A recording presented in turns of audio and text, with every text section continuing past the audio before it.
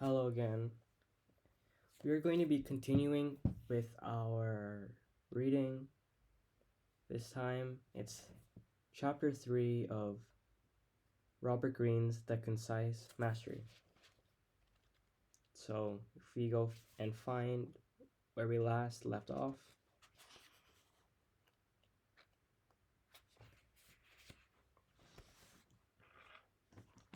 I like to get a ruler and place it on the line that I'm reading so I don't get lost.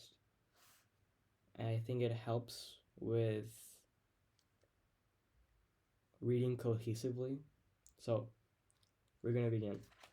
Chapter 3. Absorb the master's power, the mentor dynamic. Life is short, and your time is for learning, and creativity is limited. Without any guidance, you can waste valuable years trying to gain knowledge and practice from various sources. Instead, you must follow the example set by masters throughout the ages and find the proper mentor. The mentor protege relationship is the most efficient and productive form of learning. The right mentors know where to focus your attention and how to challenge you. Their knowledge and experience become yours.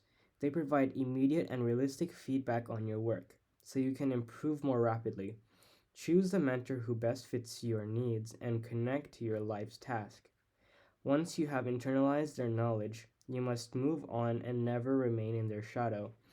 Your goal is to surpass your mentors in mastery and brilliance. The alchemy of knowledge. Growing up amid poverty in London, it seemed that the fate of Michael Faraday, 1791 to 1867, was pretty much sealed for him at birth. He would either follow in his father's footsteps and become a blacksmith, or he would pursue some other manual trade. His options were severely limited by his circumstances. His parents had 10 children to feed and support. The father worked sporadically because of illness, and the family needed additional income. The parents waited anxiously for the day when young Faraday would turn 12 and could get a job or begin some kind of apprenticeship. There was one trait, however, that marked him as different and was potentially troubling. He had an extremely active mind, one that was perhaps unsuited for a career that would entail mostly physical labor. When he was not done doing errands and chores for his mother, he would wander the streets of central London, observing the world around him with utmost intensity. Nature, it seemed to him, was full of secrets that he wanted to ponder and unravel. Everything interested him, and his curiosity was limitless. He would ask endless questions of his parents or anyone he could find about plants or minerals or any seemingly inexplicable occurrence in nature. He seemed hungry for knowledge and frustrated by his lack of means to get it. One day he wandered into a nearby shop that bound and sold books. The sight of so many shiny books on the shelves astounded him. His own schooling had been minimal, and he had really only known one book in his life, the Bible. To Faraday, who came from a very religious family, the printed words of the Bible had a kind of magical power. He imagined that each of the books in this shop opened up different worlds of knowledge, a form of magic in its own right. The owner of the shop, George Ribau, was instantly charmed by the young man's reverence for his books. He had never met someone quite so intense at such a young age. He encouraged him to return, and soon Faraday began to frequent the shop. To help Faraday's family, Ribau gave him a job as a delivery boy. Impressed with his work ethic, he invited him to join the shop itself as an apprentice bookbinder. Faraday happily accepted, and in 1805 he began his 7-year apprenticeship. In the initial months of the job, surrounded by all of these books, the young man could hardly believe his good fortune. New books were rare commodities in those days, luxury items for the well-to-do. Not even a public library contained what could be found in Ribau's shop. The owner encouraged him to read whatever he liked in his off hours, and Faraday obliged by devouring almost every single book that passed through his hands. One evening, he read an encyclopedia passage on the most recent discoveries in electricity. He was suddenly felt as if he had found his calling in life. Here was a phenomenon that was invisible to the eye, but that could be revealed and measured through experiments.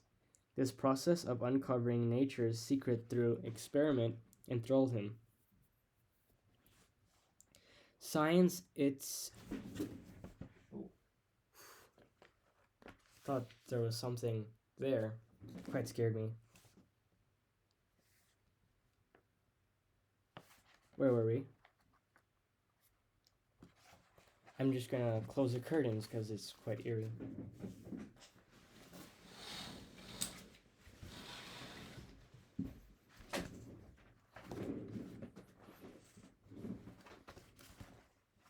Science as a career was only open to those with a university education, which meant those from the upper classes. How could a bookbinder's apprentice even dream of overcoming such odds? Even if he had the energy and desire to attempt it, he had no teachers, no guidance, no structure or method to his studies. Then in 1809, a book came into the shop that finally gave him some hope. It was called Improvement of the Mind, a self help guide written by Reverend Isaac Watts, the first published in 1741. The book revealed a system of learning and improving your lot in life, no matter your social class.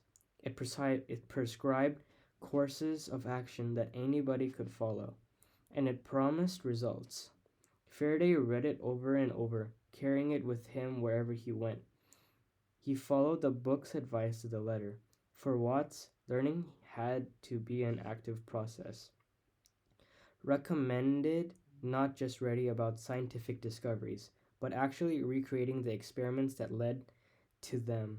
And so, with Ribau's blessing, Faraday began a series of basic experiments in electricity and chemistry in the back room of the shop. Watts advocated the importance of having teachers and not just learning from books. Faraday dutifully began to attend the numerous lectures on science that were popular in London at the time. Watts advocated not just listening to lectures, but taking detailed notes, then reworking the notes themselves, all of this imparting the knowledge deeper in the brain. Faraday would take this even further, attending the lectures of the popular scientist John Tatum. Each week on a different subject, he would note down the most important words and concepts. Quickly sketch out the various equipments Tatum used and diagram the experiments. Over the next few days, he would expand the notes into sentences and then into an entire chapter on the subject. Elaborately sketched and narrated, in the course of a year, this added up to the thick scientific encyclopedia he had created on his own. His knowledge of science had grown by leaps and bounds, and had assumed a kind of organizational shape modeled on his notes. One day, Monsieur Ribau showed this rather impressive collection of notes to a customer named William Dance, a member of the prestigious Royal Institution, an organization that sought to promote the latest advances in science. Thumbing through Faraday's chapter, Dance was astounded at how clearly and concisely he had summarized complicated things. He decided to invite the young man to attend a series of lectures by the renowned and recent knighted chemistry Humphrey Davy, to be given at the Royal Institution, where Davy was director of the chemistry laboratory. The lectures had been sold out in advance, and this was a rare privilege for a young man of Faraday's background. But for him, it was much more fateful than that. Davy was the preeminent chemist of his time. He had made numerous discoveries and was advancing the new field of electrochemistry. His experiments with various gases and chemicals were highly dangerous and had led to numerous accidents. This only added to his reputation as a fearless warrior for science. His lectures were events he had a flair for the dramatic. Performing clever experiments before a dazzled audience, he came from a modest background and had raised himself to the heights of science, having gained the attention of some valuable mentors.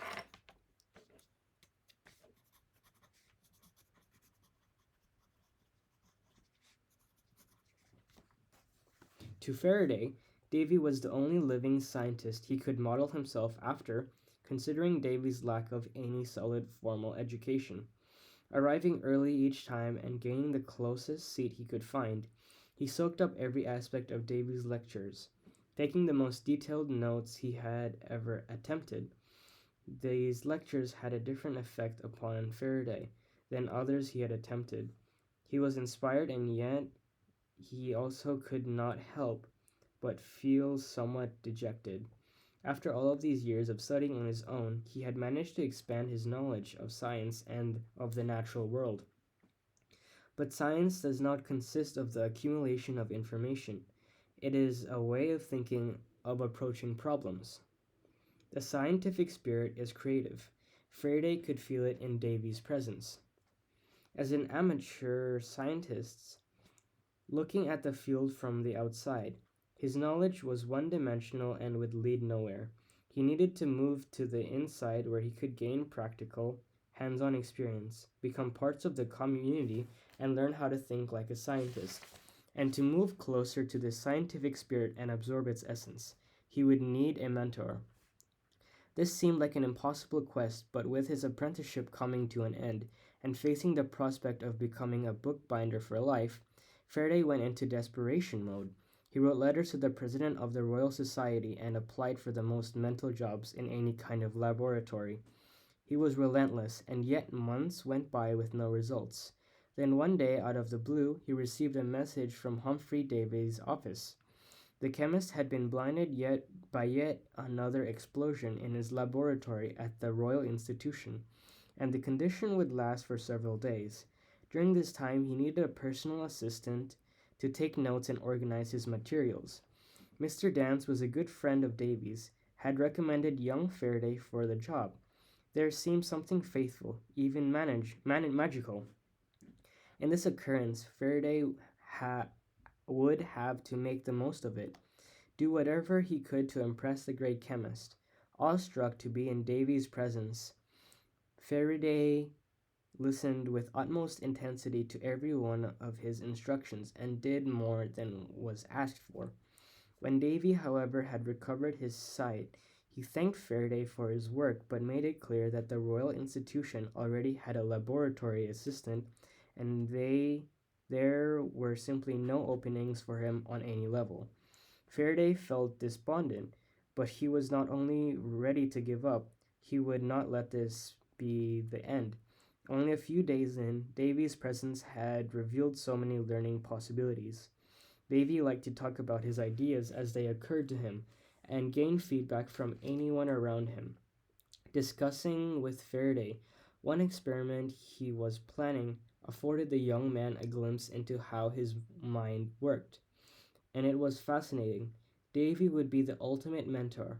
Faraday determined that he would have to make this happen.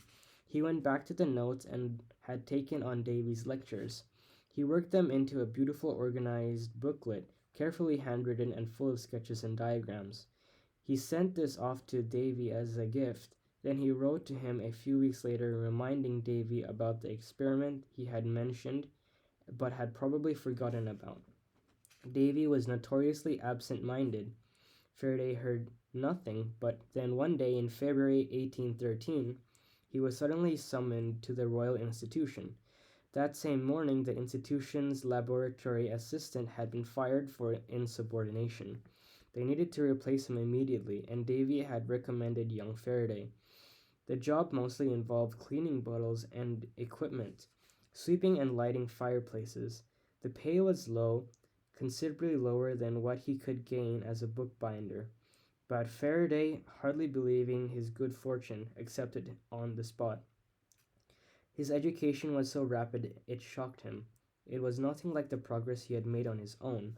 Under his mentor's supervision, he learned how to prepare Davy's chemical mixtures, including some of the more explosive varieties. He was taught the rudiments of chemical analysis from perhaps the greatest living practitioner of the art. His responsibilities began to grow, and he was given access to the lab for his own experiments. He worked night and day to bring as much needed order to the laboratory and its shelves. He watched Davy closely at work, taking careful notes at his highly creative way of devising crucial experiments that physically demonstrated his ideas. And slowly, their relationship deepened. Clearly, Davy saw him as a younger version of himself. The year 1821, however, Faraday had to confront an unpleasant reality. Davy was keeping him under his thumb. After 8 years of an intense apprenticeship, he was now an accomplished chemist in his own right, with expanding knowledge of other sciences.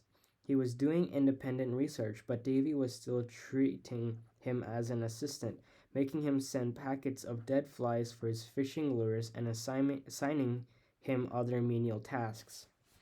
It was Davy who had rescued him from the druggery of the bookbinding business. He owed him everything, but Faraday was now 30 years old, and if he were not allowed soon enough to declare his independence, his most creative years would be wasted as a laboratory assistant. To leave on bad terms, however, would ruin his name in the scientific community, especially considering his own lack of reputation. Then, finally, Faraday found a chance to separate himself from his overbearing mentor, and he exploited this opportunity to the maximum. Scientists throughout Europe were making discoveries about the relationship between electricity and magnetism, but the effect they had on each other was strange, creating a movement that was not linear and direct, but apparently more circular. Nothing in nature was quite like this. How to reveal the exact shape of this effect or movement in an experiment became the rage, and soon Davy got involved, working with a fellow scientist named William Hyde Wollaston. They proposed the idea that the movement created by electromagnetism was more like a spiral.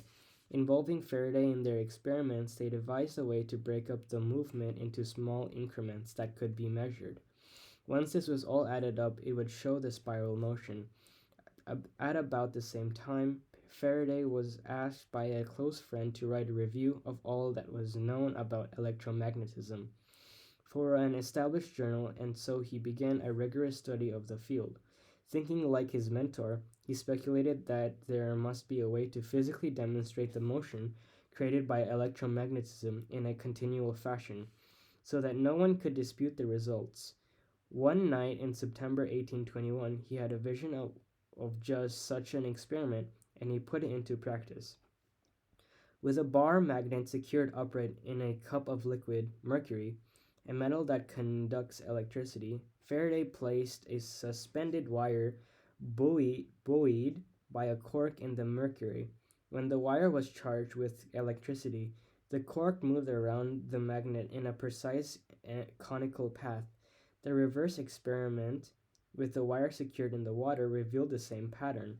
This was the first time in history that electricity had been used to generate continual motion. The precursor to all electric motors, the experiment was so simple, and yet only Faraday had seen it so clearly. It revealed a way of thinking that was very much the product of Davy's tutelage. Excited about what he had done, he rushed to have his results published.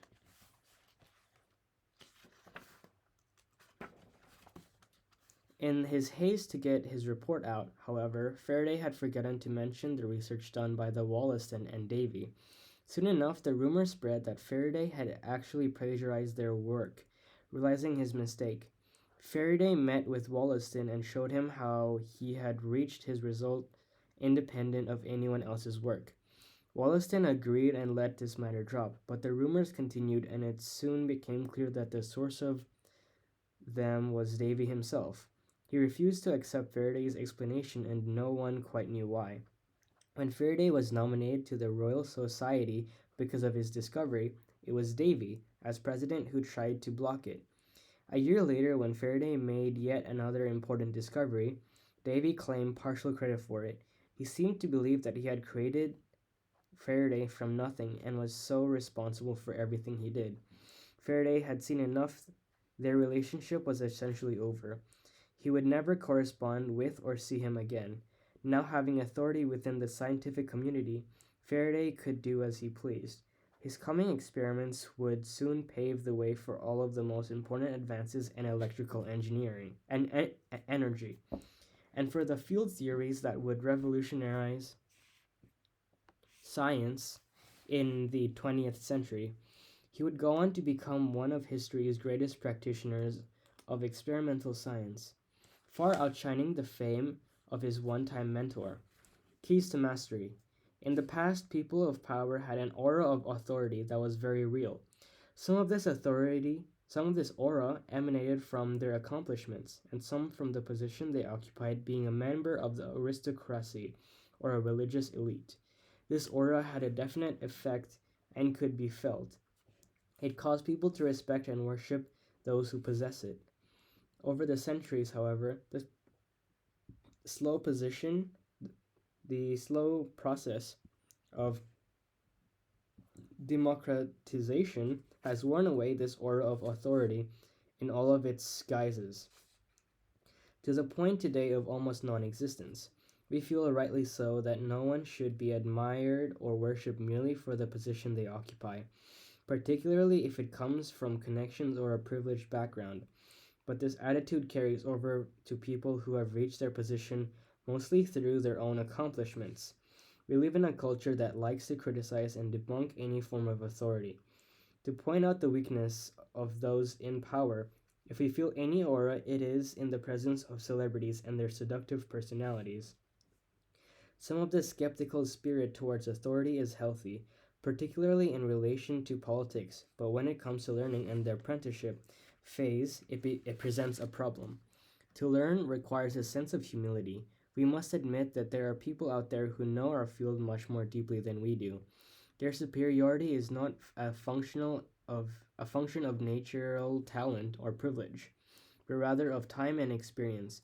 But if we are not comfortable with this fact, if we feel in general mistrustful of any kind of authority, we will succumb to the belief that we can just as easily learn something on our own, and being self taught is more authentic. We feel perhaps unconsciously that learning from masters and submitting to their authority is somehow an indictment of our own natural ability. Even if we have teachers in our lives, we tend not to pay full attention to their advice, often preferring to do things our own way. Understand, all that you should concern y- all that should concern you in the early stages of your career is acquiring practical knowledge in their most effective manner possible. For this purpose, during the apprenticeship phase, you will need mentors whose authority you recognize and to whom you submit. Your admission of needs does not say anything essential about you, but only about your temporary condition of weakness, which your mentor will help you overcome. The reason you require a mentor is simple. Life is short. You have only so much time and so much energy to expend. You can learn what you need through books, your own practice, and occasional advice from others. But the process is hit and miss. The information in books is not tailored to your circumstances and individuality.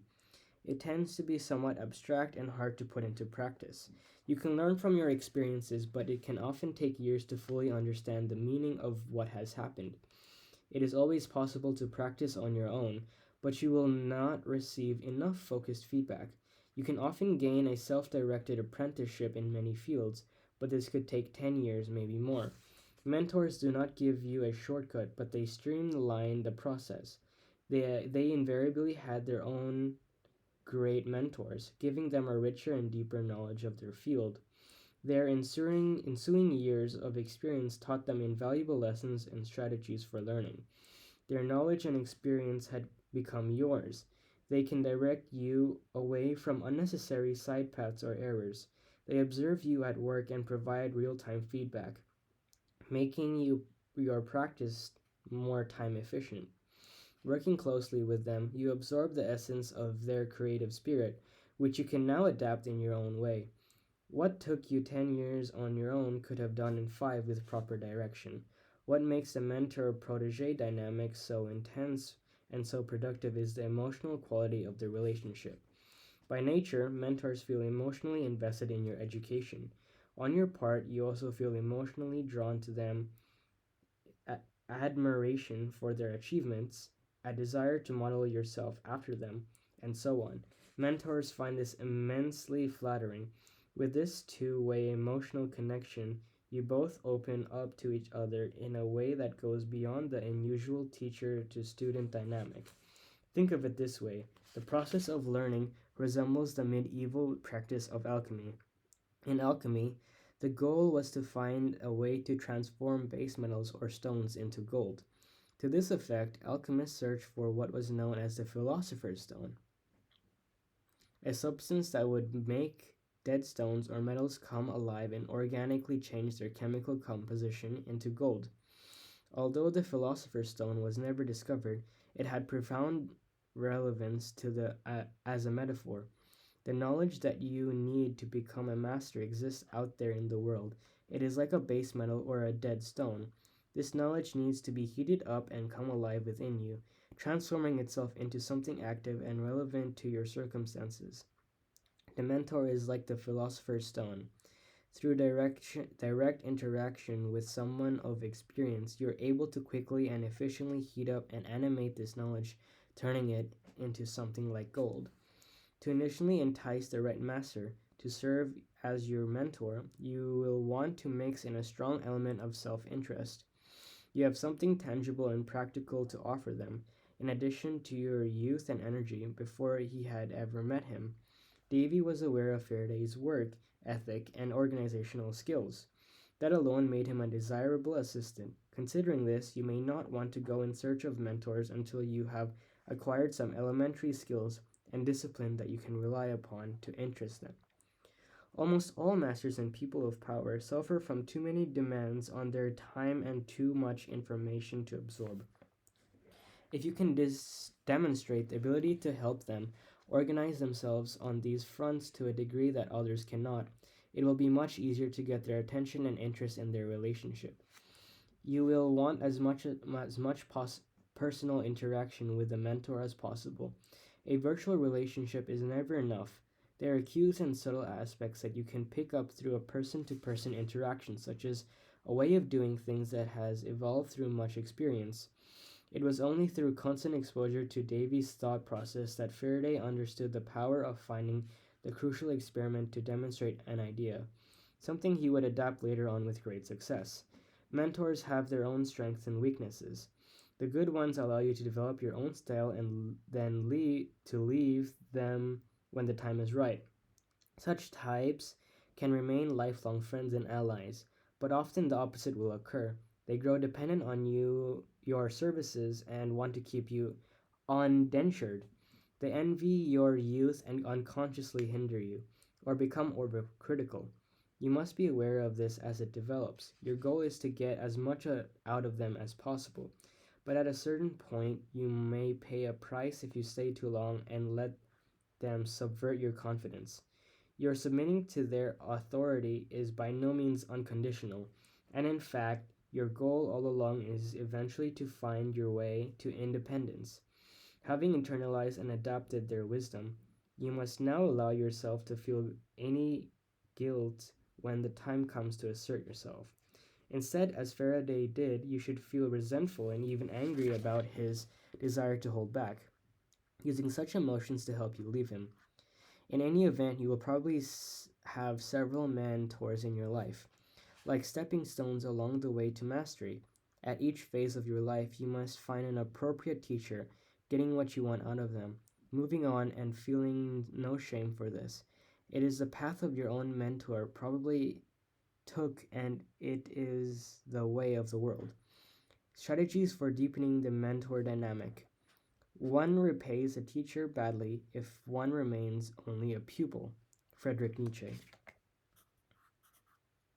Although you must submit to the authority of mentors in order to learn from and absorb their power to the highest degree, this does not mean you remain passive in the process.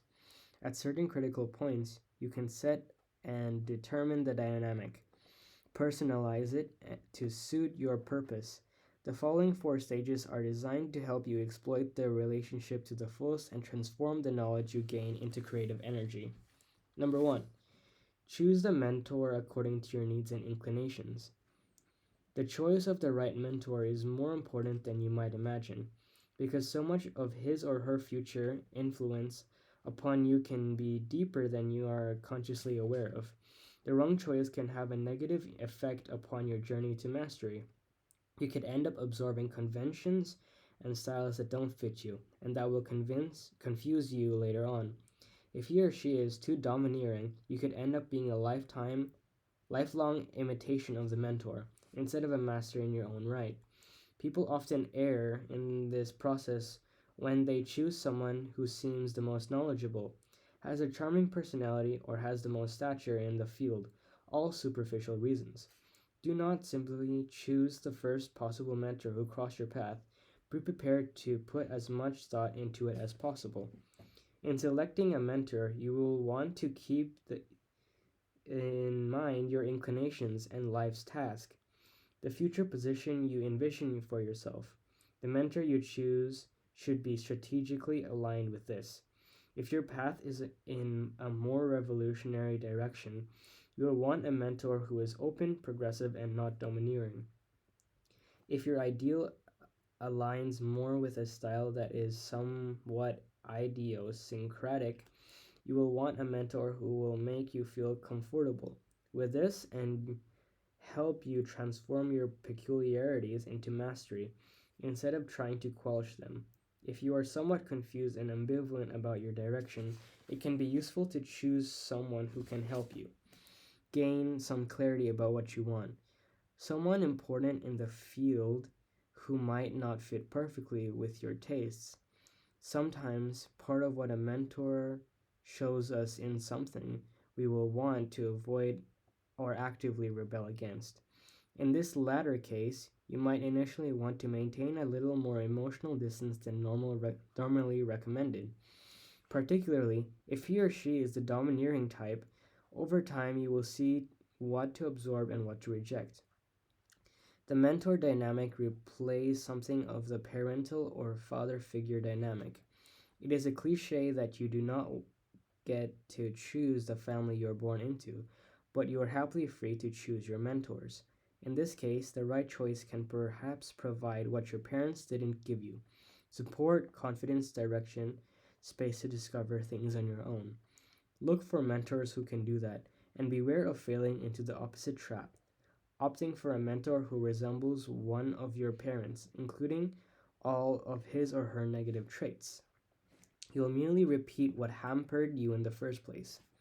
Number two, gaze deep into the mentor's mirror. To reach mastery requires some toughness and a constant connection to reality. As an apprentice, it can be hard for us to challenge ourselves on our own and in proper ways, and to get a clear sense of our own weaknesses. The times that we live in make this even harder. Developing discipline through challenging situations and perhaps suffering along the way we are no longer values. And along the way are no longer values that are promoted in our culture. People are increasingly reluctant to tell each other the truth about themselves, their weaknesses, their inadequacies, flaws in their work. Even the self help book designed to set us straight tend to be soft and flattering, tell us what we want to hear. That we are basically good and can get what we want by following a few simple steps. It seems abusive or damaging to people's self esteem to offer them stern, realistic criticism, to set them tasks that will make them aware of how far they will have to go. In fact, this indulgence of fear of hurting people's feelings is far more abusive in the long run. It makes it harder for people to gauge where they are or to develop self discipline. It makes them unsuited for the rigors of the journey to mastery. It weakens people's will. Masters of those who by nature have suffered to get to where they are, they have experienced endless criticisms of their work, doubts about their progress, setbacks along the way. They know deep in their bones what is required to get to the creative phase and beyond. As mentors, they alone can gauge the extent of our progress, the weakness in our characters, the ordeals we must go through to advance. In this day and age, you must get to the sharpest dose of reality that is possible from your mentor. You must go in search of it and welcome it. If possible, choose a mentor who is known for supplying this form of tough love. If they shy away from giving it, Force them to hold up the mirror that will reflect you as you are. Get them to give you proper challenges that will reveal your strengths and weaknesses and allow you to gain as much feedback as possible, no matter how hard it might be to take. Accustom yourself to criticism. Confidence is important, but if it is not based on realistic appraisal of who you are, it is mere grandiosity and smugness. Through the realistic feedback of your mentor, you will eventually develop a confidence that is much more substantial and worth possessing. Number 3, transfigure their ideas. As apprentices, we all face the following dilemma. To learn from mentors, we must be open and completely receptive to their ideas. We must fall under their spells, but if we take this too far, we become so marked by their influence that we have no internal space to incubate and develop our own voice, and we spend our lives tied to ideas that are not our own. The solution is simple, yet subtle. Even as we listen and incorporate the ideas of our mentors, we must slowly cultivate some distance from them. We begin by gently adapting their ideas to our circumstances, altering them to fit our style and inclinations. As we progress and we can become bolder, even focusing on faults or weaknesses in some of their ideas. We slowly mold their knowledge into our own shape. As we grow in confidence and contemplate our independence, we can even grow competitive with the mentor we once worshipped. Establishing our differences with the mentor is an important part of our self development. As Leonardo da Vinci said, poor is the apprentice who does not surpass his master. Number 4, create a back and forth dynamic. In theory, there should be no limit to what we can learn from mentors who have wide experience. But in practice, this is rarely the case. The reasons are several. At some point, the relationship can become flat. It is difficult for us to maintain the same level of attention that we had in the beginning. We can come to resent their authority a little, especially as we gain in skill and the difference between us becomes somewhat less. Also, they come from a different generation, with a different worldview. At a certain point, some of their cherished principles might seem a bit out of touch or irrelevant, and we unconsciously tune them out. The only solution is to evolve a more interactive dynamic with the mentor. If they can adapt to some of your ideas, the relationship becomes more animated. Feeling a growing openness on their part to your input, you are less resentful. You are revealing to them your own experiences and ideas, perhaps loosening them up so their principles don't harden into dogma. Such a style of interaction is more in tune with our democratic times and can serve as something of an ideal, but it should not go along with a rebellious attitude or lessening in respect. The dynamic stretched out earlier in this chapter remains the same.